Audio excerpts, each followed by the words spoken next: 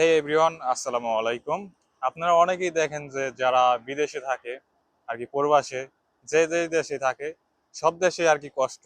ইউরোপে থাক অথবা আমেরিকা থাক, ইউএসএ থাক, যেদিকেই থাক আপনার কষ্ট করে কাজ করতেই হবে। আপনার এমনি এমনি পয়সা দিবে না। সো দেখতে পাচ্ছেন আমি এখন ঘুরতে আছি জুতা কিনতে এবং ভালো ড্রেস অ্যান্ড বাস, এদিকে দেখতে পাচ্ছেন। সো আমি ট্যুরে আছি একটা। সো দেখা যাইতেছে যে আমি অনেক ঘুরতেছি, টাকা পয়সা আমার অনেক, আমি প্রবাসী ইনকাম করি। কিন্তু আসলে বিষয়টা এমন না, যখন আপনি এই প্রবাসে আসবেন তখন এটা বুঝতে পারবেন।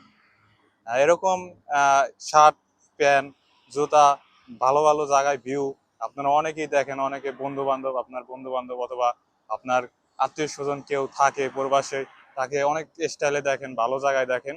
আপনারা ভাবেন যে অনেক পয়সা, অনেক টাকা ইনকাম করে। কিন্তু আসলে রিয়েলিটি আপনি যখন প্রবাসে আসবেন তখনই বুঝতে পারবেন। আমার এখন ভাষাটা বুঝতে পারবেন না, যখন আপনি আসবেন তখনই বুঝতে পারবেন। সো আসলে প্রবাসে যদি আসেন তাহলে বুঝে চিনতে আসবেন। আহ, যদি না বুঝে, না আপনি যদি দেশে কিছুই না করতে পারেন, তাহলে আমি মনে করি আপনি আসতে পারেন। আর যদি কিছু একটা করার সামর্থ্য থাকে, তাহলে আপনি বাংলাদেশে থেকে আপনি কাজ করে ওদিকেই যা করার করতে পারেন। কারণ ওদিকে 1 টাকা ইনকাম করলে আপনার মা বাবা সবকিছু দেখতে পারবেন।